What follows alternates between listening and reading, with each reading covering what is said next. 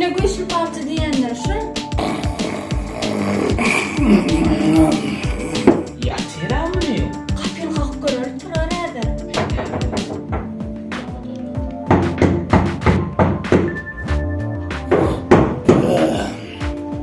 İştik yatıyor.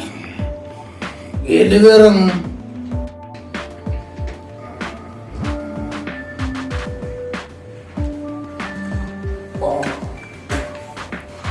Ağam selamun aleyküm. Falan. Devi ağam. Bir de bir işlese geldik ağam. Aydı verin. Men doğanman sığırını oğurlattırlar. Şun. Hova, nişanı sizin yanında bilmek için geldikten. Sığır. Hova. Vah.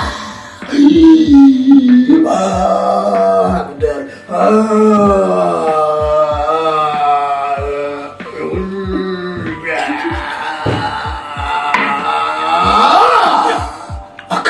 Makarraki. Hemen çıkar değil. Men doğanman sığırını oğurlattırlar. Makarraki hemen çıkar değil.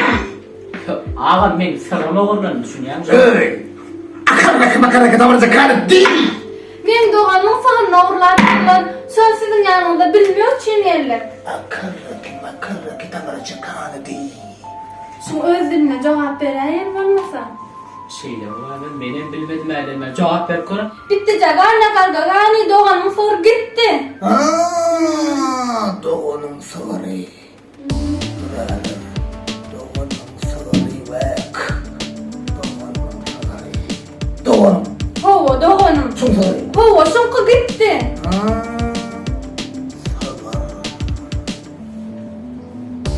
Sığır. Hova sığır. Mu.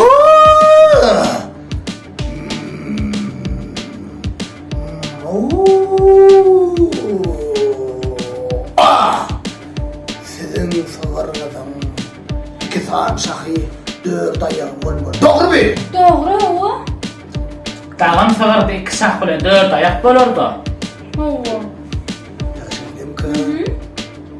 Bolya doğan etiyaz. Onu sen sığırın renkin kara.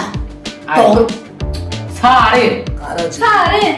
Kara diye. Sarı. Kara. Sarı. Bana kara var niye? Onunla sana yanlış görünüyor. İleride siz sığırı tutup on kuyruğundan yıkıcı tüyünce yorip mal getirip verseniz onunla şu sığırın niye dediğini maydıp bilecek. Ya da şu sığırı alıp gidenin pasportunu, bolmağına pasport kopyonu getirseniz haydi oldu. Bu kimin oğurlarına maydıp vereyim. Ağamcan. Bir ol sığırın tüyü getirip verecek bolsa. Sığırı oğurlarını pastırdın ya pastır kopyasını getirip verecek bolsa senin başını da yapalım. Gör. Uy, spotun başını gitsin. Sakalın kıraşı sen parçalamaydan oğa. Sen doğanın toyundan alıp barcı değil mi? Yürü gidelim yalnız şelttirsle. Durun. Sizin sığırınız yatağını, gölücüğünü küyseye.